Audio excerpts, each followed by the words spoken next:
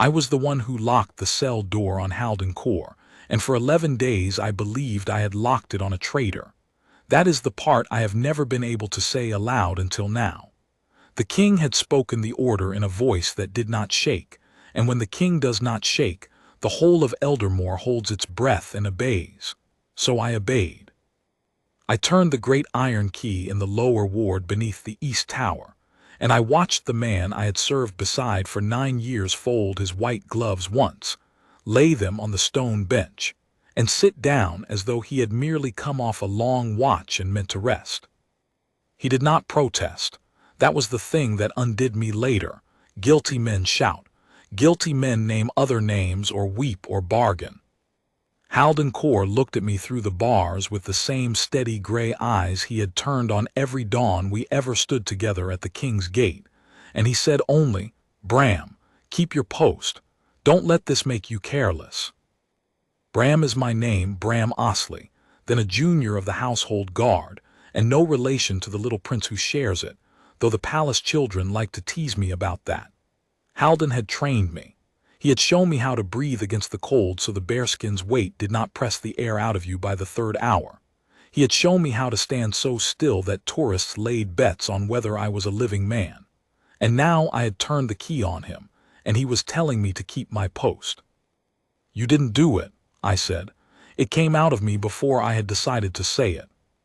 "It doesn't matter what I did," he answered. "It matters what they can prove. Right now they think they can prove a great deal. So stand up straight and wait and let the truth walk in on its own feet. It always does if you leave the door open for it." I did not understand him then. I understand him now. But to tell you how the truth walked in, I have to go back to the morning the accusation broke, because everything that saved Halden Corr was already there in the room on that first day, hidden in plain sight, the way the answer always is, and not one of us, myself least of all, had the wit to see it. It began with a letter that should not have existed. The kingdom of Eldermore is an old realm, and the royal house of Harrogate is older still, and old houses keep their secrets in ink. King Alaric wrote his private correspondence by his own hand, letters of state, letters to allies across the water, and most guarded of all, the letters concerning his late queen. Isolde had been dead 4 winters by then, and the king's grief had never fully closed. There were papers about her estate, about the disposition of her jewels and her lands and the small private bequests she had left to the children, that the king kept locked in a lacquered box in his study and shared with no living soul. Not with his council, not with Queen Consort Morwenna, whom he had wed in the 3rd year of his mourning. Those papers were his and Isolde's alone. On the morning I am telling you about, a copy of one of those papers was found in the wrong hands. A merchant of the lower city, a dealer in curiosities, and, it later emerged, a man who bought and sold rather more than curiosities, had been detained by the city watch on an unrelated matter, and in his strongbox they found a single folded sheet bearing the private seal of the late Queen Isolde. Not the great seal of the crown, which is public and reproduced on 100 documents, but the small personal seal Isolde had used for her own letters, a heron standing in reeds, pressed into blue-gray wax. Only a handful of that seal's impressions were known to exist, and every one was accounted for in the king's own box, except this one. The sheet itself was a copy, in a clerk's neat hand, not the king's, of a memorandum listing where certain of Isolde's jewels had been quietly moved for safekeeping after her death. Vaults, strong rooms, a private banking house across the water, names, dates, amounts. It was exactly the sort of paper a thief plans a great theft around, and it had left the king's locked study and traveled down into the hands of a man who trafficked in stolen things. The king wanted to know 2 things, and he wanted to know them by nightfall. How had the seal been forged or stolen? And who, of the vanishingly few people permitted anywhere near that lacquered box, had carried its contents into the city? I was in the outer guardroom when Lord Cassius came for Halden. Cassius is the Queen Consort's son by her first marriage, a smooth, unhurried young man with a courtier's gift for standing at the exact center of a room. He came with 2 clerks and a paper of his own, and he asked, very politely, where the sergeant of the king's gate might be found. Halden was on the morning watch. I remember thinking nothing of it. Lords come and go, and the guard does not ask their business. I fetched Halden from the gate myself, spelled him off his post with young Dell, and walked him back to the guardroom, and it was only when I saw Cassius's face, the small, contained satisfaction of it, that a cold finger touched the back of my neck. "Sergeant Corr," Cassius said, "you keep the roster of the household watch. You hold a key to the east corridor. And you were seen, on the night of the 4th, entering the king's private wing at an hour when you had no posting there. Can you account for it?" Halden did not blink. "I can," he said. "Then do." "To the king," Halden said. "Not to you, my lord. My accounting of the king's own corridor is owed to the king." It was the correct answer. It was also, I saw with sinking certainty, exactly the answer that would be turned against him. A guilty man who wants time will always find a fine principled reason not to explain himself. Cassius's mouth curved just slightly, and he inclined his head as though Halden had done something obliging. "As you wish," he said. "The king is expecting you." They took him to the great study, not the private one, but the audience study where the king heard matters of the household, and because I held the sergeant's second key and Cassius wanted a witness of the guard present, I was brought along. That is how I came to be in the room. That is how I saw all of it, the evidence laid out on the long table under the tall windows, and the king standing at the head of it with a face like carved stone, and the queen consort Morwenna seated at his right hand, her own face composed into an expression of grave, reluctant sorrow, as though it pained her to be present at so ugly a business. I want to describe that room carefully because everything was in it. The long oak table, the tall windows facing east over the rose court, where the morning light came in hard and clean, the lacquered box open, its papers disturbed, the single forged sheet with the heron seal laid on a square of dark cloth, a ledger, a candle unlit, and on a smaller side table, almost as an afterthought, a shallow dish holding a lump of the blue-gray sealing wax and the brass matrix of a seal, not Isolde's heron, but a plain one, kept there for the king's ordinary correspondence. The king did not raise his voice. Kings of Harrogate are taught that a raised voice is a confession of weakness, and Alaric had been taught well. He simply looked at Halden across the length of the table and said, "You were in my private corridor on the night of the 4th. My chamberlain saw you. My candle steward saw you. You held the only sergeant's key that opens the study's outer door, and a paper that lived inside that study is now in the city, in a criminal's box. Tell me I am wrong to think what I am thinking." "You are wrong, sire," Halden said, "but I understand why you think it." I saw the king's jaw tighten, not at defiance. Halden's voice held no defiance, but at the calm of it, which in that moment must have looked to a grieving, betrayed king exactly like insolence. "He admits he was there," Morwenna said softly. She had a low, gentle voice, the queen consort, a voice made for consoling. "Alaric, my love, he does not even deny it. I take no joy in this. I have always thought well of Sergeant Corr. But a man is where he had no leave to be, and the queen's own seal is loose in the world." And she pressed her fingers briefly to her lips, as though overcome. "And Isolde's memory is being sold in the market like a bolt of cloth. I cannot bear it." It was beautifully done.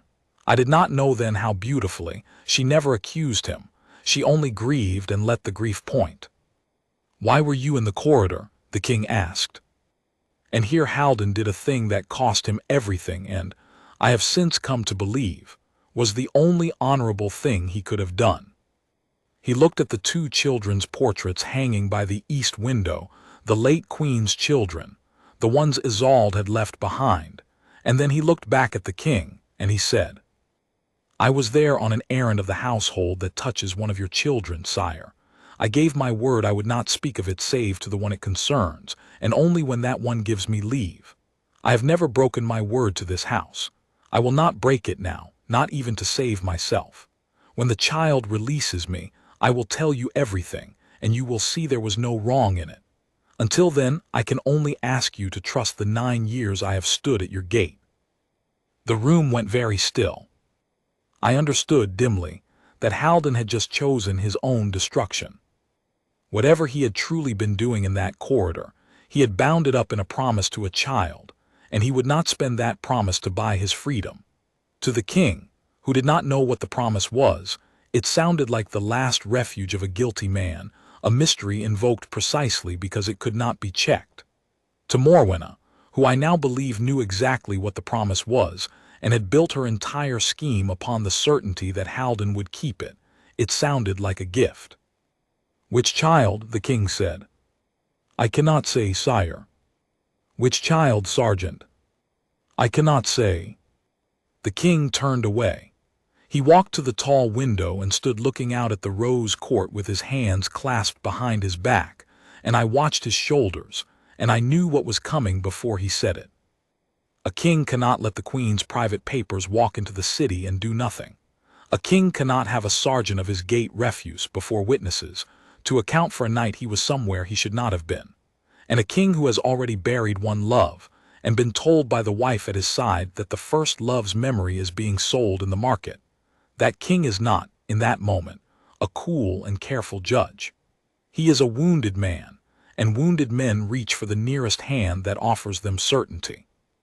Morwenna offered him certainty. "Arrest him," the king said, without turning around. "Sergeant Halden Corr, you are relieved of your post and confined to the lower ward until this matter is tried before the household court. If you are innocent, the court will find it. If you are not," his voice caught only for an instant on the word, "then you have betrayed the one thing I did not think could be bought." And that was when Cassius looked at me, and I understood that I was the one who would carry it out. I have gone over that morning 10,000 times. I have laid out every object on that table in my memory and asked myself how not one of us saw it. The forged sheet, the ledger, the dish of blue-gray wax, the children's portraits by the east window and the hard, clean morning light falling across all of it. The answer was there. It was there in the light and in the wax, and in the promise Halden would not break, and in the one detail about the night of the 4th that Morwenna's whole scheme depended on our never thinking to check. But I did not see it. I saw a sergeant who would not explain himself, and a grieving king, and a queen who wept for a dead woman's memory. So I took Halden Corr down the winding stair to the lower ward, and I locked the door, and he told me to keep my post and leave the door open for the truth. I have kept my post. This is the part where I tell you how the truth walked in. The lower ward is not a dungeon. Eldermore does not throw its own household into pits. It is a row of plain stone rooms beneath the east tower, meant for holding a man in dignity until his matter is heard. A bench, a barred door, a high slit of window through which, if you stand on the bench, you can see a wedge of the rose court and the tip of the chapel spire. For 11 days that wedge of court was the whole of Halden Corr's world, and I saw to it that he had bread and clean water and a blanket against the tower's chill, because whatever the king had ordered, I would not let a man I had served beside be treated like offal. Cassius came down once to see the prisoner well kept, as he put it, and found nothing to complain of, and went away again with that same faint, contained satisfaction. And it was only later that I understood he had come not to check on Halden but to look at him, to make sure the man was truly caged, truly silent, and truly not talking. Because everything depended on Halden not talking. Let me tell you now what I did not know then, and lay it out plainly, because you deserve to understand the shape of the thing while I am still fumbling toward it in the story. Queen Consort Morwenna wanted Isolde's jewels. Not the great crown pieces, which were watched and inventoried and could never be quietly moved, but the private jewels Isolde's own, the heron clasp and the reedwork collar, and the string of pale sea pearls that the late queen had loved and worn, and that the king, in his grief, had ordered locked away in a vault across the water rather than risk seeing them on another woman's throat. Those pearls and the pieces with them were worth a fortune and more than a fortune. They were the last of Isolde in the world, and while they existed, the king's first queen was not gone. Morwenna could not bear a dead woman she could not outshine, and she could not simply take the jewels because the king alone knew where they were kept, in papers he shared with no one. So she set out to learn where they were, and then to move them, and then to make sure that when the theft was discovered, as it must be, the blame would fall so cleanly on another man that no one would ever look at her. She needed the memorandum from the lacquered box. She got it, I will come to how. She needed a way to have a copy of it discovered in criminal hands, to prove a leak, to raise the alarm on her own terms rather than have the theft surface as a mystery she might be tangled in. And she needed a scapegoat, a man with access to the corridor, a man who could be placed in the wrong place at the wrong hour. And this was the cunning of it, a man honorable enough that when accused, he would refuse to defend himself. Halden Corr was the honorable man. She had watched him for a long time. She knew about the promise. She had, in fact, engineered the very errand that put Halden in that corridor on the night of the 4th, so that his refusal to explain it would look like guilt. That is the thing I keep returning to, the cruelty of it. She used the best thing in him, his word to a child, as the rope to hang him. A worse man would have blurted out the truth in the study and gone free. Only a man like Halden would keep silent and let himself be locked away rather than break faith with a frightened child. But I am ahead of myself. On the first day I knew none of this. I knew only that my sergeant was in a cell and my king was in mourning black and the household was buzzing like a struck hive, and that I had a watch to keep. So I kept it. The trial of a household matter in Eldermoor is not held in a public court. It is heard before the household council, the king presiding, a handful of great officers of the crown, and any of the royal family the king chooses to seat. It moves at the pace the king sets. Alaric, to his credit even in his grief, set a careful pace. He did not want a quick hanging. He wanted the truth, and he ordered the evidence gathered and examined properly before the council sat. That deliberateness was the first thing that saved Halden, though the king did not know it, because it gave the truth the days it needed to walk. The man who first tugged a loose thread was not a lord or a counselor. It was Princess Alara. Alara is the king's daughter by Isolde, grown now, grave and clear-eyed, with her mother's straight way of looking at a thing. She had loved Sergeant Corr since she was small. He had stood at the gate through her whole girlhood, a fixed point in a changing world, and she did not believe for one moment that he had sold her mother's memory in the market. She came to me on the second day in the outer guardroom, and she did not waste words. "You locked him up," she said. "Do you think he did it?" "I think," I said carefully, "that I do not understand what he was doing in the corridor, and until I do, I can only follow the king's order." "That's not what I asked." Her mother's straight look. "Do you think Halden Corr stole from my father and sold my mother's papers to a fence?" I was quiet for a moment, then I told her the truth. "No, Highness, I don't. But I can't prove it, and neither can he, because he won't speak." "Why won't he speak?" "He made a promise to one of the children. He won't break it, not even for this." Alara went very still, exactly the way her father had gone still in the study, and I watched something move behind her eyes. "One of the children," she repeated softly, and then, so quietly I almost missed it, "Malin." I did not understand, I do now, but at the time I only asked, "Highness." "Nothing," she said. "Keep him safe, Bram. Keep him fed and warm and safe, whatever it costs you. If my father asks, tell him I said the sergeant is to be kept in dignity."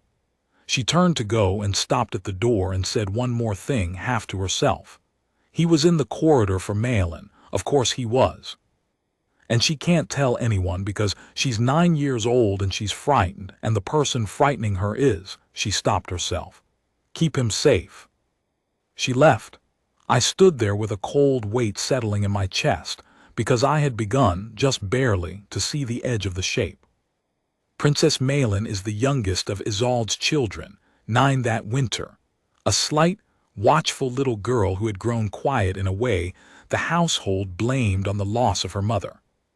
She spent her days in the West schoolroom under the eye of the Queen Consort, who had taken a particular, public, much-praised interest in poor motherless Malin. Morwenna was forever seen walking the child in the gardens, sitting with her at meals, arranging her lessons, dismissing her old nurse and her mother's ladies one by one in favor of Morwenna's own people. The court called it kindness. The court called Morwenna a saint for taking such care of another woman's child. I had not thought about it before. Guards do not think about the schoolroom. It is not their post. But now, with Alarica's words in my ears, I thought about it, and a great many small things I had seen without seeing began to arrange themselves into a picture I did not like. I had seen little Princess Malin at the east window of the corridor, alone, at odd hours, more than once. I had thought nothing of it, children wander. I had seen Halden pause on his rounds near the schoolroom, which was not on his route, and I had thought he was only being kind, the way he was kind to all the children.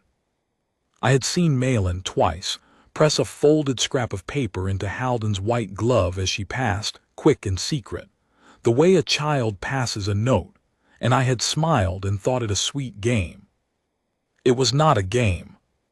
That night off watch, I did something I had never done. I went to the lower ward alone after the tower had gone quiet, and I stood at the barred door and I said, "Halden." "Was it Malin?" He was sitting on the bench with his back against the stone, and he did not move, but I saw his eyes open in the dark. "Bram," he said, "go to bed." "Princess Alara knows," I said. "She said it herself. The corridor, the night of the 4th. It was for Malin. She's the child you made the promise to." I gripped the bars. "Halden, if the child is in some kind of trouble and you're the only one who knows and they've locked you away where you can't help her, do you understand what that means? Do you understand who benefits from you being down here and silent?" For a long moment he said nothing. Then he stood slowly, the way a man stands when his body aches from days on a hard bench, and he came to the door, and he put his own hand over mine on the bars, and his gray eyes in the dark were the steadiest thing I have ever seen. "I understand it better than you do," he said. "I have understood it from the first hour. Now listen to me, and listen well, because I can only trust you with this, and I am trusting you with a child's safety." He lowered his voice until it was barely more than breath. "I made a promise to that little girl that I would not tell her secret to anyone she had not named. She has named no one but me. Not her father, she's too frightened and too clever. She knows that if she runs to the king with what she's seen, the person she'd be accusing will simply smile and be believed, because that person is trusted absolutely, and Malin is a grieving 9-year-old whom everyone thinks is fanciful. So the child holds it in, and I hold it for her, and I will keep holding it, Bram, even from down here, until she is safe enough to tell it herself, or until the truth walks in some other door I have not locked. Then let me carry it for you," I said. "Tell me, I'll take it to the king." "No," his hand tightened on mine. "Because you'd be doing exactly what she's afraid of. You'd be a guardsman accusing the Queen Consort on the word of a frightened child, with no proof, and you would be destroyed. And Malin would be worse off than before, because now her one protector is gone too. Proof, Bram. We need proof. And I have been sitting in this cell for 2 days working out where the proof is. And I think I know, and I need you to be free and trusted, and at your post to fetch it when the moment comes. That is why I told you to keep your post, not out of stubbornness, out of strategy. You are the only free man who believes me. Don't waste yourself." I stood there with his hand over mine and the tower silent around us, and for the first time since I had turned the key, I felt the ground steady under me. "Tell me where the proof is," I said. And he told me. 3 things, Halden said in that breath-quiet voice, and I could not lay hands on any of them from a cell, which is why I am in one. First, the wax. When they laid out the evidence in the study, did you see the forged sheet, the Heron seal? I saw it. Look at the seal, Bram, really look at it. Isolde's Heron. Whoever pressed that seal into that wax did not have Isolde's matrix, because Isolde's matrix went into the king's box when she died and has never left it. I would stake my life the king's own tally will show it's still there, untouched, and if it is still there, then the seal on that sheet was not stamped. It was cast. Someone took an impression of a real Isolde letter, the Heron pressed in wax, and made a mold from it, and cast a copy in fresh wax to seal the forged sheet. A stamped seal and a cast copy are not the same. A stamped seal bites clean and sharp at the edges. A cast one is soft, it loses the finest lines, and it carries the ghost of the mold's own flaws. Any wax clerk who has worked a lifetime with seals can tell them apart at a glance. Get the king's wax clerk to examine that seal. Not a lord, not a courtier. The old clerk Perrin who has pressed the household's wax for 40 years. He'll tell you it's cast, not stamped. And a cast seal means no one carried Isolde's true matrix out of the box, which means the whole theory that I stole from the box falls apart. You cannot leak a seal you never touched. I felt my heart quicken, that's one. Second, the night of the 4th. They say I was in the corridor at an hour I had no posting. True, but what were the exact hours? The chamberlain saw me. The candle steward saw me. Ask them not whether they saw me, but when, to the quarter hour if they can. Because on the night of the 4th I was in that corridor for one reason. Little Malin had sent me one of her folded notes that afternoon, 3 words, "Come after dark." And when I went she was standing at the east window in her nightdress, unable to sleep, terrified, and she showed me a thing she'd found and made me swear to keep it. I was with her the whole of the 2nd hour past midnight. Now here is the point, Bram. The merchant's strongbox, the one they found the forged sheet in, the city watch sealed it and logged it. There will be a record of when that box was last opened and sealed before they seized it. If that sheet was placed in the box on the night of the 4th while I was demonstrably standing at the east window with the king's daughter, then I could not have carried it into the city. A man cannot be in 2 places. The timing will not fit. It never fits when a thing is arranged, because the one arranging it does not know where their scapegoat truly was. And the third. Halden's voice dropped even lower. The third is the hard one, and it's why I need Malin safe before it comes out. The thing she found. The thing she made me swear to keep. Bram, she found the mold. I did not understand. The wax mold, he said. The one used to cast the false heron. A child sees everything and is seen by no one. Malin has been kept close by the queen consort these many months, sat with, walked with, watched over, praised for.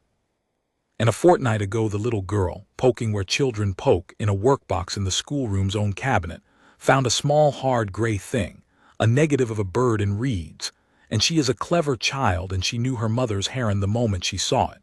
And she did not understand what it was, but she understood. The way a frightened child understands, that she had found something she was not meant to find, in a place that belonged to someone she had been taught never to cross. So she took it. She hid it. And then she was too afraid to give it to anyone, because who would believe her? Until she thought of the one grown person in her whole world who had never once failed her or frightened her, the sergeant at the gate. She showed it to me on the night of the 4th. I told her to keep it hidden and tell no one, and I would find a way to make it matter. And then, 4 days later, the king's study was discovered to have been robbed, and I was named, and I understood in a single breath what had been built around me. The tower was silent. Somewhere far above, a bell marked the quarter. "Where is the mold now?" I whispered. "With Malin, hidden where a 9-year-old hides her treasures. I don't know exactly where, I never asked, so I could never be made to tell. But she has it. That is the proof, Bram. The wax says the seal was cast. The timing says I wasn't in the city, and the mold in a child's hiding place in the schoolroom cabinet that belongs to one person and one person only. The mold says who cast it. He let go of my hand. Now do you see why I cannot speak?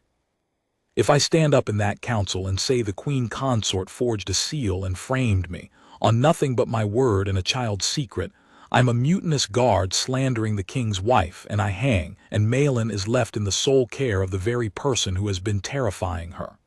The proof has to come first, and it has to come from a free man the king trusts, not from a prisoner in the dock. That's you. Keep your post. Move carefully. And for the love of every oath we've sworn to this house, protect the child first, before the proof, before me, before anything. If the moment ever forces a choice, you choose her. I choose her, I said. I swear it. Good, said Halden Corr, and he went back to his bench and lay down and closed his eyes, and was, so far as I could tell, asleep within minutes. A man who had just handed his whole fate to a junior guardsman through a barred door, sleeping like a child himself, because he had done the only thing left to him, and now the rest was mine. I did not sleep at all.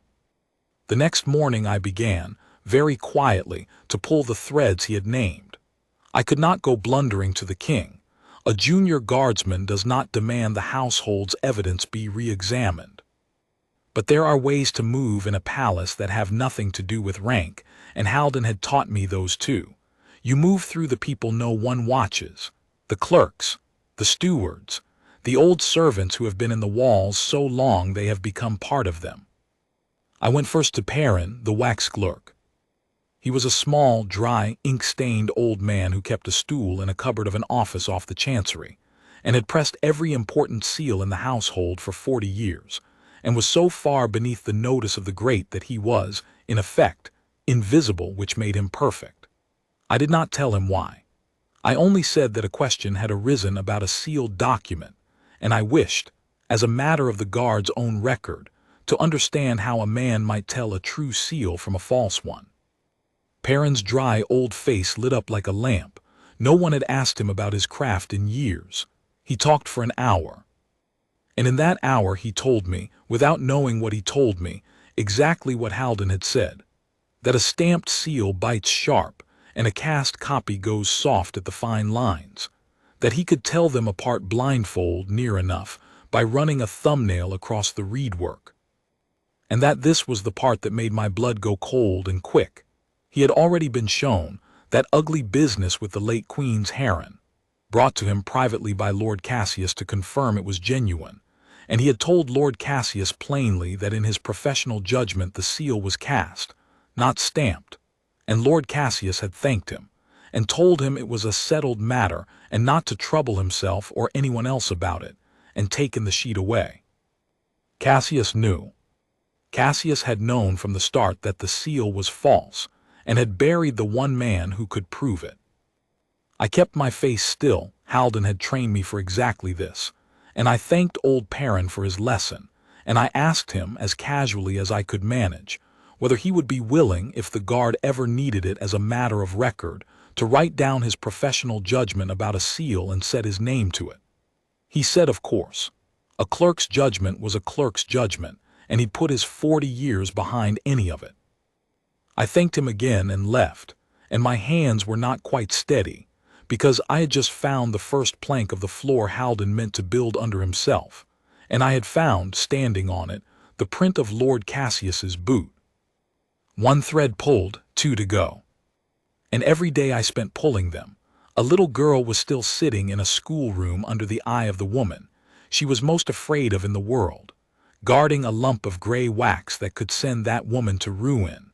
And not one soul in the palace was protecting her but a caged sergeant's promise and a junior guardsman's oath. I did not like those odds, so I went to find Princess Alaric because she had said one name in the guardroom, Malin, and I needed, very badly, an ally who could go where a guard could not, into the schoolroom to the child. I found her in her mother's old rose court, walking alone. I told her everything Halden had told me, the wax, the timing, the mold, and I watched her face, and I saw it go through grief and fury and finally into something cold, and resolve that was, more than anything, her mother's face. When I had finished, she was silent for a long moment, and then she said, "So my little sister has been sitting in that schoolroom for a fortnight, holding the one thing that could hang the woman she's most afraid of, and telling no one, because she is 9 and she is alone. And the only 2 people who know are a prisoner and a junior guard." She closed her eyes. "God forgive us all for how blind we've been." "Highness, she can't stay in that schoolroom." "No," Alaric agreed. "But if I simply pull her out, Morwenna will know something has changed, and she is not a fool. She'll look for what's changed, and she'll find the mold, and the mold will vanish, and we'll have nothing but a frightened child and a hanged sergeant." She opened her eyes. "We have to be cleverer than that. I'll go to the schoolroom myself, nothing strange in a grown sister visiting the little one. I do it often. I'll get the child alone, and I'll tell her that Halden is safe and thinking of her, and that help is coming, so she stops carrying it all by herself. And I'll find out where she's hidden the mold. And then, Bram, listen, we do not move it, and we do not touch it, until the very hour we can put it in front of my father with the wax clerk beside us and the timing proven, all at once, so fast that Morwenna cannot smile it away. If we spring it early, she wins. We spring the whole trap in one breath, or not at all." It was exactly what Halden had said, in different words, and hearing the 2 of them arrive at the same plan from opposite ends of the palace, the caged sergeant and the grieving princess, gave me the first real hope I'd felt. Alaric went to the schoolroom that afternoon. I did not see what happened inside. Guards do not enter the schoolroom. But she told me afterward, and I will set it down as she told me. She found Malin at her lessons under the eye of one of Morwenna's ladies, a hard, watchful woman named Verena. No, that is wrong. Lady Verena is the queen consort's own daughter, a grown woman of the court, and it was she, not a mere lady-in-waiting, who sat with the child that day, which tells you how closely Morwenna's people had drawn the net around little Malin. Not a hired governess, but the queen consort's blood, keeping watch. Alaric greeted her half-sister by marriage pleasantly, and asked to take Malin walking in the garden, sister to sister, and Lady Verena could hardly refuse the king's own daughter, though Alaric said she saw her hesitate, and saw her weigh it, and saw her decide that refusing would look stranger than allowing. And so Malin was led out into the garden. And for the first time in a fortnight the little girl was alone with someone who loved her, and whom no one had told her to fear. Alaric did not rush her. She walked her sister down to the fish pool and sat with her on the stone rim, and talked of nothing of the fish, of their mother's old songs, of small warm things, until the child's shoulders came down from around her ears. And then gently she said, "Malin, I know about the sergeant. I know he's your friend. And I know he's not in trouble because he did something wrong. He's in trouble because he's keeping a secret for you, and he'd rather die than break it. Do you understand that? He's that good a man." And the little girl, Alaric said, began to cry, not loudly, but the deep, silent crying of a child who has been holding something too heavy for too long, and she pressed her face into her sister's side and said, "It's my fault he's in the tower. I found the bird and I gave it to him, and now they took him away." "It is not your fault," Alaric said. "Nothing about this is your fault. You did the bravest thing anyone in this whole palace has done. You found something wrong and you kept it safe, and you trusted the one person who deserved your trust. That's not a fault, Malin. That's the beginning of how we set it right." And she held her sister until the crying stopped, and then she asked very quietly, "The bird, the gray wax bird, is it still hidden?" Malin nodded against her. "Where, sweetheart? You don't have to move it. You just have to tell me, so that when the day comes we can bring it out in front of Father all at once, before anyone can take it away." "Where did you hide it?" And the little girl whispered the answer, and Alaric, who told me all this that same evening in the Rose Court, her voice tight with wonder, said the hiding place was so perfectly a child's that no adult searcher would ever have found it in 100 years. Malin had prized loose a small brass finial from the top of her own bedpost, hollowed like a little urn, and dropped the wax bird down inside it, and set the finial back. She slept every night with the proof 6 inches above her head, and no one knew. So now we know where it is, Alaric said, and we know the seal is cast. Your clerk will swear it. That's 2 of the 3 planks. The third is the timing, the night of the 4th. We have to prove Halden was in the corridor with Malin at the same hour that sheet was placed in the merchant's box, so that he cannot have been the one who carried it into the city. Can you get that, Bram? I can try, I said. The chamberlain and the candle steward both saw him, and the city watch will have logged when they sealed the merchant's box. If the hours don't overlap, if the sheet went into that box while Halden was demonstrably at the east window, then the king's whole theory collapses. Then get it, she said, quietly, and Bram, be careful of Cassius. He knows about the seal, you told me so yourself. If he knows the seal is false, he is not a man who's been fooled. He is a man who's in on it, which means the son and the daughter are both in it with the mother. You are moving against 3 of them now, not 1. Move like Halden taught you, slow and sure and invisible. She was right, and it frightened me, and I did as she said.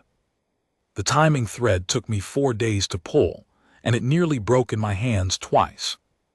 The chamberlain and the candle steward were easy enough. They were honest men who had seen what they'd seen, and when I asked them, not whether they saw Sergeant Corr, which everyone had already asked, but at what hour, they both, independently, placed him in the east corridor, well after the midnight bell into the 2nd hour, which matched Halden's account to the quarter. I had them each set it down and sign it, framed as a routine tightening of the household's own record of that night, which was true enough that neither thought twice. The city watch was the hard part, because the merchant's strongbox was in the watch's custody, and its log was the watch's business, not the palace guards, and if I went asking after it openly, word would travel, and Cassius would hear that a guardsman was checking the timing, and he would understand at once what I was checking and why. So I did not go openly.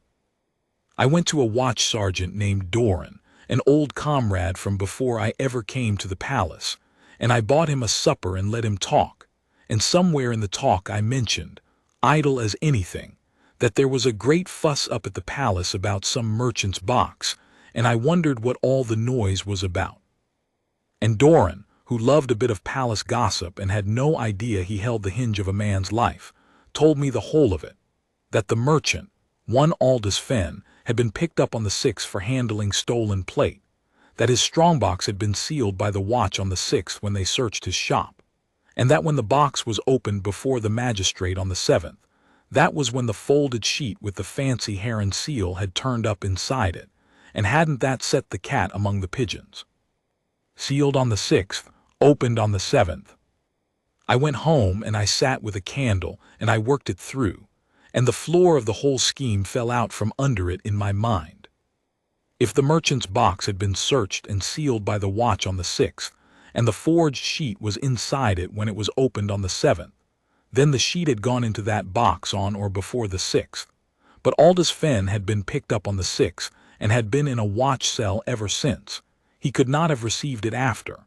And Halden Corr had been arrested and confined to the lower ward on the 5th. So for the story to be true, for Halden to have carried Isolde's papers into the city and sold them to Fenn, Halden would have had to do it before the 5th, before he was arrested, which meant on the 4th or earlier. And on the night of the 4th, 2 royal servants and the king's own daughter placed Halden Corr at the east window of the palace corridor, in the 2nd hour past midnight, comforting a frightened child. The palace and the merchant's shop are the better part of an hour apart through the sleeping city. He could not have done both. A man cannot stand at the east window with a princess and, in the same dark hours, carry a folded sheet across the city and place it in a fence's strongbox. The timing did not fit. It never fits, Halden had said, when a thing is arranged, because the one who arranges it does not know where the scapegoat truly was. Morwenna had not known Malin sent for Halden on the night of the 4th. She had built her frame around a Halden who was, in her mind, unaccounted for that night, a lone guard skulking in a corridor with no witness and no alibi, perfectly placed to be a thief. She could not have known that at the very hour her scheme needed him alone and unwatched, he was in fact standing in a pool of candlelight with the king's daughter, the most unimpeachable alibi in the realm. The child she was terrorizing had, without any of them knowing it, become the child who would clear him. I had all 3 planks now, the wax, cast not stamped, and old Perrin ready to swear it. The timing, the box sealed on the 6th while Halden was already in his cell and had been at the east window on the 4th. And the mold, 6 inches above a sleeping little girl's head, in a hollow brass finial waiting. All I had to do was put them in front of the king all at once, in one unbreakable breath, before Morwenna could smile and grieve and make it all dissolve. That was when the false dawn came, and everything I had built nearly came down. It came, as these things do, dressed as good news.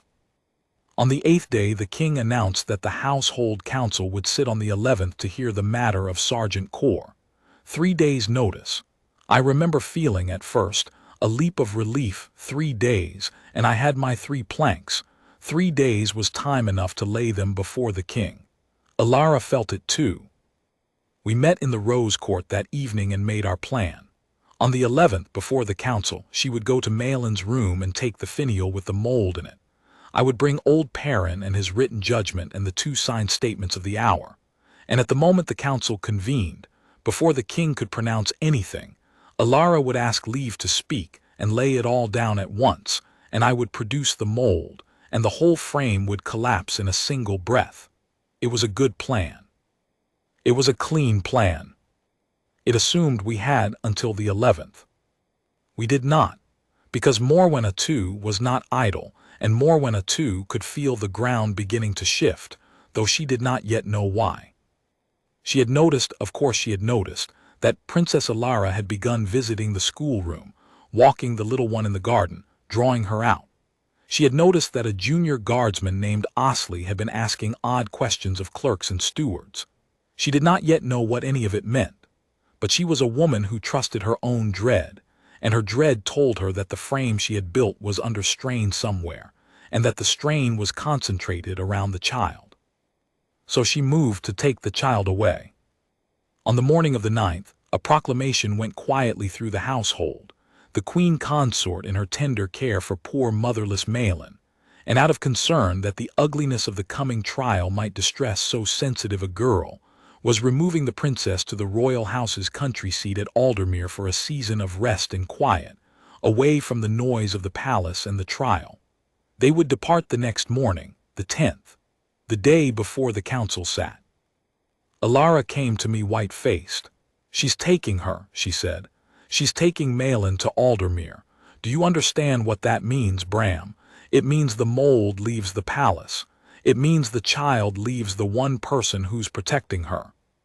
It means that on the 11th, when the council sits, the proof and the witness are both 50 miles away in Morwenna's own country house. And the moment we make our move without them, Morwenna will send word to Aldermere, and the finial will be searched, and the wax bird will go into a fire, and Malin will be a frightened little girl telling a story no one can prove, in a house full of Morwenna's people, with no Halden and no me and no you within 50 miles. Her voice was shaking. She's not fleeing. She doesn't know enough to flee, but her instinct is perfect. She's pulling the child and the proof out of our reach by pure animal cunning, and she has no idea she's doing exactly the right thing. I felt the floor tilt. All my careful threads and one country carriage would snap every one of them. "Then we go tonight," I said. "We take the mold tonight before they leave, and we go straight to the king." "With what? The council doesn't sit until the 11th. If we burst in on my father tonight with a lump of wax and a story, before Perrin can be brought and the timing set out properly. Bram, my father is a grieving man who has already decided Halden is guilty. If we come at him hot and half ready, with the queen consort at his elbow to soothe him and explain it all away, we lose. And once we've shown our hand and lost, there's no second try. Morwenna knows what we have. The mold is destroyed and Halden hangs." She pressed her hands to her face. "We have to have everything, and we have to have it in front of the king, and we have no time to assemble it, and if we wait we lose the child. There is no move that doesn't lose. We stood in the failing light and could not see a way through, and I will tell you honestly that in that hour I came nearer to despair than I have ever come. I thought of Halden in his cell, telling me the truth always walks in if you leave the door open, and it seemed to me the door was being nailed shut in front of us, plank by a country carriage leaving at dawn. And then I remembered the last thing Halden had said to me through the bars. If the moment ever forces a choice, you choose her. Protect the child first. Before the proof, before me, before anything. Highness, I said slowly, we've had it backwards. We've been trying to protect the proof so we can save Halden. But Halden told me the child comes first, before the proof, before himself. And I think if we get that right, the rest follows. Listen, Morwenna is taking Malin to Aldermere at dawn. What if the child simply doesn't go? She can't refuse the queen consort. She doesn't refuse. She's spared by the king. I was working it out as I spoke, the way you work out a defense in the half-second the blade is coming. You go to the king tonight not with the whole case, not with accusations against his wife, none of that. You go as a daughter, grieving for her mother, and you tell him a true thing. That Malin has been struggling, that she loved her mother terribly and misses her, that sending her away to a cold country house among strangers the day before a trial that touches her mother's memory would break the child's heart, and that you, her elder sister, her only living tie to Isolde, beg to keep her here in the palace with you, where you can comfort her until the matter is settled. That's all true, every word. There's nothing in it Morwenna can argue against without looking like a woman fighting to drag a grieving orphan away from her loving sister, and she can't afford to look like that. Her whole standing is built on being Malin's tender protector. She'll have to yield. She'll have to smile and yield or unmask herself, and if she yields the child stays, the proof stays, and we keep our 3 days. Alara looked at me for a long moment and something kindled in her face. You've been listening to Halden for 9 years, she said. It shows. She drew a breath. Yes, that could work. Turn her own mask against her. Make her choose between the child and the appearance of loving the child in front of my father where the appearance is all she has. She was already gathering her skirts. I'll go to him tonight. Pray, Bram. Pray she loves her reputation more than she fears whatever she's begun to sense. She went to the king that night, and it happened almost exactly as we had hoped, and I have it from Alara herself. She came to her father in his private chamber, not as an advocate but as a daughter, and she wept a little, not falsely. The grief was real, it had only found a use, and she asked to keep her little sister with her through the trial, and she spoke of their mother, and the king, who was a hard man in council but a soft one where his children touched the memory of Isolde, was moved. And when Morwenna, present as she was always present at the king's elbow, began gently to press the case for Aldermere, the country air, the child's tender nerves, the ugliness of the trial, Alara turned to her, sweet as honey, and said, "But surely, madam, you of all people would never wish to part a grieving girl from her own blood at such a time. You who have shown Malin such motherly love, you must feel, as I do, that the kindest thing is to keep her close, among those who loved her mother. I could not bear to lose you as an ally in comforting her." And Morwenna, Alara said she watched it happen. Morwenna's face went through a flicker, one single flicker of something cold and trapped, before it smoothed back into gracious sorrow, and she said, of course, dear Alara was quite right. The child must stay with her sister. She had only ever wanted what was best. And the king, comforted, decreed it. Malin would remain in the palace in Princess Alara's care until the matter was closed. The carriage left for Aldermere at dawn without the child in it. The mold stayed in the finial. The witness stayed in the palace. And Morwenna, checked and smiling and inwardly certain now that something was wrong though she could not say what, went back to her rooms to think. Which was the most dangerous thing of all, because a frightened schemer who has been checked once will not wait quietly to be checked again. We had saved the child and kept the proof, but in doing it, we had shown Morwenna that a wind had risen against her, and she began, that very day, to move faster than we did.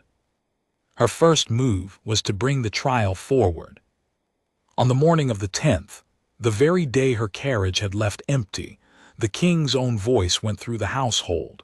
The council would sit not on the 11th but that afternoon. She had gone to him in the night. Alaric learned later and pressed upon him that delay was cruel, that the household was in turmoil, that the honorable thing was to hear the matter and end it, that the sergeant himself deserved a swift trial rather than a slow rot in the tower. It was all beautifully reasoned, and every word of it served one purpose: to bring the hammer down before whatever she sensed against her could take shape. She did not know what we had. She only knew we needed time, and so she took the time away. An hour, that was what the change left us.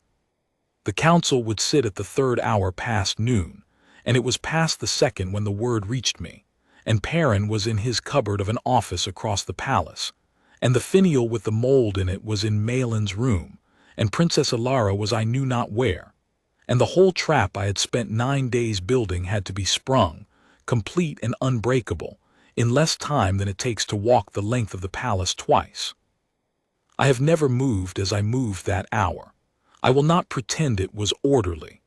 I ran, in my ceremonial red, down passages a guard is not meant to run down, and I gathered my planks one by one as a man gathers his tools when the house is already burning. I went first to Alara and found her, thank God, in the rose court, and I gasped out the change to her, and she did not waste a single breath on dismay. "The finial," she said. "I'll go for it now myself and bring the child. You get Perrin and the statements to the council chamber. Meet me at the doors. Whatever you do, Bram, do not let that council pronounce before we're inside the room. If my father speaks the verdict before we lay it down, it's law, and undoing law is 1,000 times harder than stopping it. Delay them. Whatever it takes, delay them." How does a junior guardsman delay the king's counsel? She looked at me. "You're the sergeant's man. You held the 2nd key. You were the witness of the guard in the study. You have standing in this matter whether they like it or not. Use it. Stand in the door and refuse to let it close if you have to." Halden would. Then she was gone, running for the child's room, and I ran the other way for Perrin. The old wax clerk was, thank every saint, exactly where I had left him days before, hunched over his ceiling work, and when I burst in and told him, no time now for indirection, that a man's life turned on his judgment of that heron seal, and that the council was sitting within the hour, and would he come and swear before the king what he had already sworn to me and to Lord Cassius, that the seal was cast and not stamped, the old man went pale, and then, wonderfully, went hard. "Cassius told me to hold my tongue," he said, "told me it was settled." A settled matter, he called it, and a clerk knows what a lord means when he says a thing is settled. He set down his work and stood, and his old spine straightened. "But I have pressed the true seals of this house for 40 years, boy, and I know a cast copy from a stamped one the way you know your own mother's face, and I'll not have a good man hanged on a lie about my own craft. Take me to the king." I took his written judgment, and the 2 signed statements of the hour, and old Perrin himself by the elbow, and I half-marched him through the palace to the council chamber, and we reached the great doors just as they were closing, and I heard, through the narrowing gap, the king's voice within, and it froze my blood, because he was already speaking the shape of a verdict. "Has refused, before this council and before me, to account for his presence in my private corridor," the king was saying, in that stone-steady voice. "A man who will not defend himself against a charge of theft leaves this council no honest choice but to—" I put my hand on the door. A junior guardsman does not put his hand on the door of the king's council. 2 officers of the household turned on me at once, and Cassius, seated near the queen consort, came half out of his chair with a look on his smooth face that I had never seen there before, the look of a man who has felt a floor he thought solid begin to move. But I did not take my hand off the door. I stood in the gap in my ceremonial red, and I raised my voice, the parade ground voice Halden had taught me to throw across a forecourt, and I said, Sire, before this council pronounces, there is evidence in this matter that has not been heard, and that the guard is bound by its oath to bring before you. I am Bram Osley, guardsman of the household, the witness of the guard in your study on the day of the arrest and the holder of the sergeant's second key. I ask, by the guard's own standing in this matter, 1/4 of an hour. If at the end of it you are not satisfied, pronounce as you will, and I will carry the sentence myself. But do not close this door on the truth, sire, when it is standing in the doorway asking to be let in." The chamber went silent.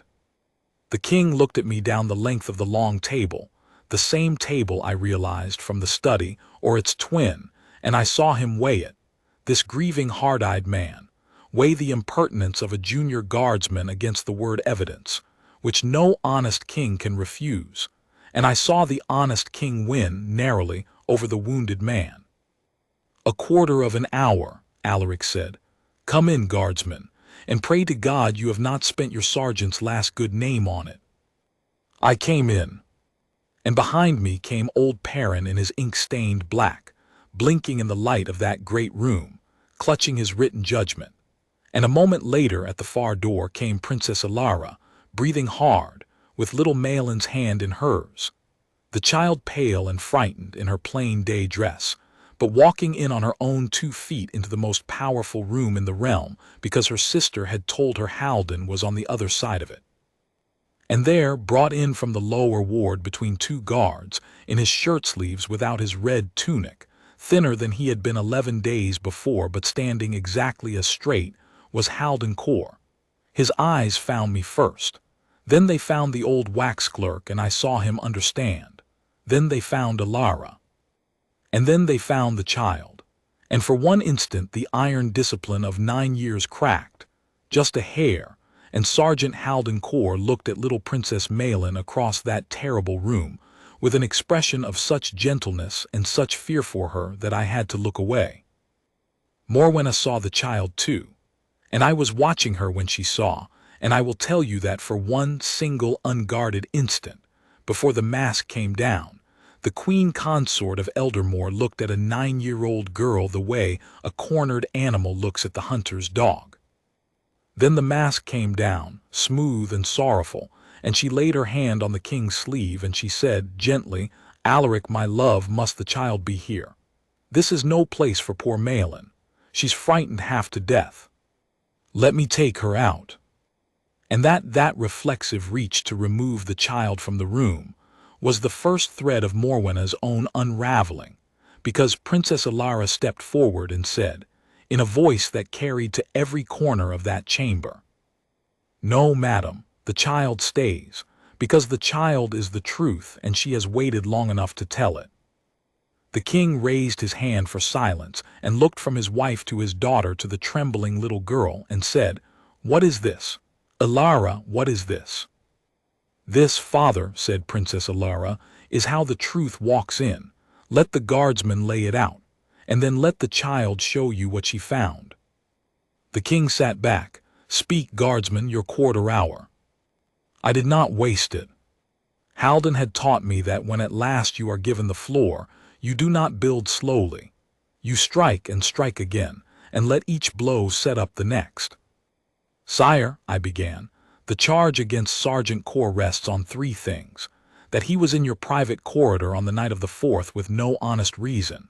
That he carried a paper from your locked study into the city and sold it to a fence. And that he leaked the late Queen's private seal, the heron, into the world. I will show you in this 1/4 hour that every one of the 3 is false, and I will show you how each was made to seem true." I turned first to the wax. The forged sheet found in the merchant's box bore the late Queen, Isolde's heron seal. The whole theory of a leak rests on that seal, for if the Queen's own seal is loose in the world, someone must have carried her matrix out of your locked box, and the sergeant held a key. But sire, the seal on that sheet was never stamped with the Queen's true matrix. It was cast, a copy poured into a mold taken from a real impression. I ask you to bring the king's own wax clerk Perrin, who has pressed the seals of this house for 40 years, and who has already examined that sheet once at the private request of Lord Cassius, and told his lordship plainly that the seal was cast, not stamped. I heard the small sound Cassius made. Perrin. Tell the king what you told the son. The old man stepped forward, and though his voice shook at first, it steadied as a craftsman's voice steadies when he speaks of his craft, and he told the council, plainly and without fear, that the heron on that sheet was a cast copy, soft at the fine reed lines, carrying the ghost flaws of a mold, that a stamped seal bites clean and this one did not, that he would stake his 40 years and his name upon it. And the king's face changing now, that Lord Cassius had brought him the sheet privately days ago, heard this same judgment, and told him it was a settled matter he was not to speak of. The king turned his stone gaze on Cassius. Is this true? Smooth Cassius, had gone the color of tallow. Sire, I sought only to spare the council a confusing technicality. You knew the seal was false, the king said slowly, and you buried it. Sire, be silent. The king's voice did not rise, but the whole room felt it drop like a portcullis. Guardsman, go on, the second thing. I turned to the timing. The forged sheet was found in the strongbox of Aldous Fen, a fence of the lower city. The city watch searched Fen's shop and sealed his box on the 6th. It was opened before the magistrate on the 7th, and that is when the sheet was found inside. So the sheet must have gone into that box on or before the 6th. Fen himself was in a watch cell from the 6th onward and could receive nothing after. And Sergeant Corr, sire, was in your lower ward from the 5th, arrested by your own order, and could carry nothing anywhere after that. So for the charge to be true, the sergeant must have carried that paper into the city and placed it in Fen's box on the 4th or before. I let the silence hang one beat. But on the night of the 4th, sire, Sergeant Corr was here, in this palace, at the east window of your private corridor, in the 2nd hour past midnight. Your chamberlain saw him and has set his name to it. Your candle steward saw him and has set his name to it. And there is a third witness to that hour, the truest of all, who has not yet spoken. The king's eyes went, involuntarily, to the child. He could not have been in Fen's shop across the city, and at your east window in the same dark hours, I said. A man cannot be in two places. The timing was built by someone who did not know where the sergeant truly was that night, because the sergeant had told no one, because he had given his word. Whoever framed him imagined a lone guard skulking unaccounted for in a corridor. They did not know he was standing in the candlelight with a witness whose word not even a king would doubt. And that brings me, sire, to the third thing, and to the reason the sergeant would rather have hanged than speak. The reason was standing at the east window with him that night. The reason is standing in this room now. I stepped back and I looked at Princess Alara, and Alara looked down at her little sister, and knelt beside her so their eyes were level, and said, very gently, so gently that the whole grim council leaned in to hear it. Malin, you've been so brave and so alone for so long, but you're not alone now. Halden is right there, look, he's right there, and he's proud of you. And Father is here, and I'm here, and no one in this room can hurt you. It's time. Show Father the bird. And little Princess Malin, 9 years old, in her plain day dress, in the most powerful room in the realm, reached into the small cloth pouch at her sister's belt where the finial had been hidden, and drew out a little brass bedpost finial, and turned it over, and shook into her own small palm a hard gray lump of wax, and held it up in her trembling hand, so that it caught the light of the tall windows. A negative, a hollow, the mold of a heron standing in reeds. I found it in the workbox, Malin said, in a small clear voice that carried because the room had stopped breathing. In the cabinet in the schoolroom. It's Mama's bird, but wrong way round, like a stamp. I knew it was wrong to be there. I was scared. So I gave it to the sergeant to keep safe, because he's the only one who's never made me feel scared. Her eyes went to the king, her father, and filled. I'm sorry I didn't tell you, Papa. I wanted to, but the cabinet it was in, it's hers. It's in her cabinet, and everybody loves her, and everybody thinks I'm silly, and I didn't think you'd believe me over. The child's voice dropped to almost nothing over the queen. The silence in that chamber was the loudest thing I have ever heard. The king rose from his chair, slowly. He came down the length of the long table, past the counselors, past Cassius the color of tallow, and he stopped before his youngest daughter, and he looked at the gray wax mold in her small palm, the negative of Isolde's heron, taken from a real impression of a real letter, cast to seal a forgery, found not in a fence's shop, not in a guard's quarters, but in the schoolroom cabinet that belonged to one person in all the palace. He did not need old Perrin to tell him the mold would match the seal. Everyone in that room could see it, the cast seal, soft at the reed lines, and hear the mold that had cast it with the very same flaws in reverse. Halden had built his whole silent defense on a single plain fact, that a seal you never stamped is a seal you never carried, and that the thing that casts a false seal must live somewhere, and that a 9-year-old had found where. "Whose cabinet, Malin?" the king asked, though his voice told me he already knew, and was asking only because a king must make the truth stand up and say its own name. The child could not answer. She only looked helplessly past her father at Queen Consort Morwenna. And Morwenna, who had spent every hour of the last 11 days grieving so beautifully for a dead woman's stolen memory, made her last mistake. She did not hold still. A guilty person cannot hold still, and she had never in her life been trained to. Only Halden had that gift, and Halden had used it to save himself by standing motionless in the dark. Morwenna rose and reached for the child's hand. "Malin, darling, come away, you're confused, that ugly thing isn't," reached to take the mold, to close her fingers over it.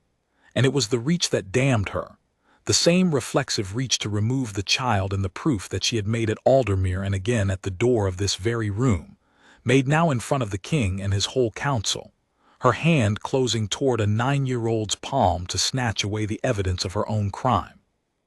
Halden Corr moved. 11 days caged in his shirt sleeves, unarmed between 2 guards, and he crossed the space between himself and the child before anyone in that room had drawn breath, and he did not touch the queen consort. He only stepped between her outstretched hand and the little girl, and stood there, straight as he had ever stood at the king's gate, a wall of a man with nothing but his own body, and said the only words he had spoken in his own defense in 11 days. "You will not touch her again, madam, that is finished." And the whole room saw it, the queen consort's hand reaching to snatch the proof from a frightened child, the caged sergeant stepping between them to shield her, the mold catching the light, the tallow-faced son who had buried the truth about the seal, and the king of Eldermore standing over all of it, watching the woman he had married in his grief reach to silence the daughter of the woman he had buried. The king looked at Morwenna's outstretched hand for a long, long moment. Then he said very quietly, "Take your hand away from my child." Morwenna took her hand away. What followed she tried to talk her way out of, and for a few desperate minutes she was very good at it. The mold had been planted in her cabinet to frame her. The child was fanciful and grief-addled. The guardsman had coached the girl. It was all a conspiracy of Isolde's people against a second wife who had only ever tried to love a motherless family. She wept. She reached for the king's arm. 11 days before, it might have worked. But the king was no longer a wounded man reaching for the nearest certainty. He had watched her reach for the child, and he had watched Halden step between, and something in him had gone clear and cold and awake. He ordered the schoolroom cabinet opened and searched. In it they found the waxworker's tools, the little pans, the fine files, the very gray wax that matched the mold and the cast seal both, hidden in the false bottom of the same workbox where a 9-year-old had gone poking a fortnight before. He ordered old Perrin to lay the mold against the forged seal before the whole council, and the reed lines matched flaw for flaw, negative to positive, the way a key matches its lock. He ordered the merchant Aldous Fenn brought up from the watch cells and questioned, and Fenn, facing a forger's gallows, was quick to save his own neck by telling who had truly sold him the sheet with the fancy seal, and paid him well to be caught with it. Not a guard, but a smooth young lord who came cloaked at night. A Lord Fenn now picked out of the council chamber with a shaking finger. Lord Cassius, the queen consort's son, who had run the errands his mother could not be seen to run. The scheme came apart entirely then. Morwenna had wanted Isolde's private jewels, the heron clasp, the reed collar, the pale sea pearls locked away across the water, and to get them she had needed the memorandum from the king's box that said where they were kept. She had gotten it the same way she got everything, through the child.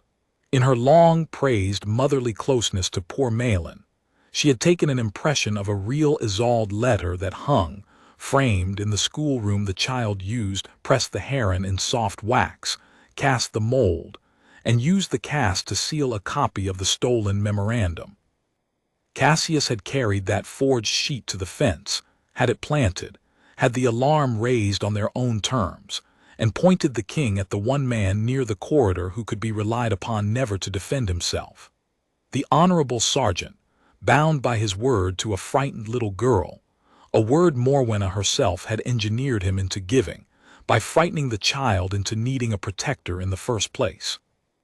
They had used the best man in the palace as their scapegoat precisely because he was the best man, and would keep faith and hang for it.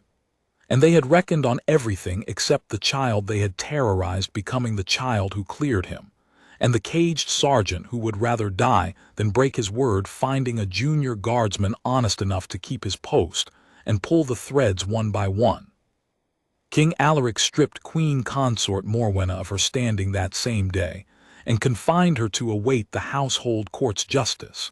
Lord Cassius and Lady Verena, who had sat as jailer over a 9-year-old, went to answer for their parts beside her. The jewels, it turned out, had not yet been moved. The scheme had been meant to hang Halden first and steal them after, in the quiet the hanging would buy. So Isolde's heron clasp and reed collar and pale sea pearls stayed where the grieving king had hidden them, safe, the last of her in the world, unstolen. And the king placed the memorandum back in the lacquered box, and locked it, and stood a long while at the tall window afterward with his hand on the box, and no one troubled him. He came, before the day was out, to the lower ward himself. I was there. I had begged the office of unlocking the door I had once locked, and it was granted me, and so it was my hand on the great iron key a second time, turning it now the other way. The king stood in the plain stone room where his sergeant had spent 11 days, and Halden Corr, restored to his red tunic, came to attention as if he had never been away from his post, and the king looked at him for a long time. "You would have let me hang you," the king said at last, "rather than break your word to my daughter." "Yes, sire." "Why?" "Because a word given to a frightened child is the whole of what our uniform means, sire," Halden said. "If I would break it to save my own neck, it was never worth anything, and neither was I. She trusted me because I was the one grown man who never made her afraid. If I had bought my freedom by spending that trust, I'd have walked out of this cell a free man and a hollow one, and she'd have learned that even the good ones sell you when the price is high enough. I would rather she learned the other thing." He paused, and I trusted that the truth would walk in if a free and honest man kept his post and left the door open for it. It did. His name is Bram Osley, sire, and he never once left his post, even the day I made him lock this door. The king turned and looked at me, and I have carried that look every day since. Sergeant Halden Corr was restored to the king's gate, and cleared before the whole household, and the king had it entered in the record, over Halden's own quiet objection, that the sergeant had endured a false charge in silence to keep faith with a child of the house, and that there was no higher discipline in the realm than that. Old Perrin, the wax clerk, was thanked by the king's own hand, and never again called invisible. And little Princess Malin, who was never sent to any cold country house, but stayed in the palace with the sister who loved her, took to coming down to the king's gate on bright mornings to stand a few feet from the sergeant on his post, small and straight-backed, keeping the watch with him, until the two of them together became a thing the palace grew fond of, the tallest guard in Eldermore and the smallest princess, standing side by side, neither of them moving, both of them keeping faith. I keep my post still. I stand where Halden taught me to stand, and I breathe against the cold the way he showed me. And when a new junior asks me, as they do, why the old sergeant at the gate lets a princess stand watch beside him against every protocol in the book, I tell them this whole story, start to finish, so they will understand the one thing it taught me that no drill ever could. The stillness is not the man. The stillness is only the setup. What the man is, what any of us are, is what we do when the truth needs someone to leave the door open for it, and hold that door and keep the post, no matter what they lock behind it. I locked that door once, believing a lie. I have spent every day since making sure I am the kind of man who would open it again for the truth. Halden taught me that. And a 9-year-old girl, with a lump of gray wax in her small, brave hand, taught us all the rest.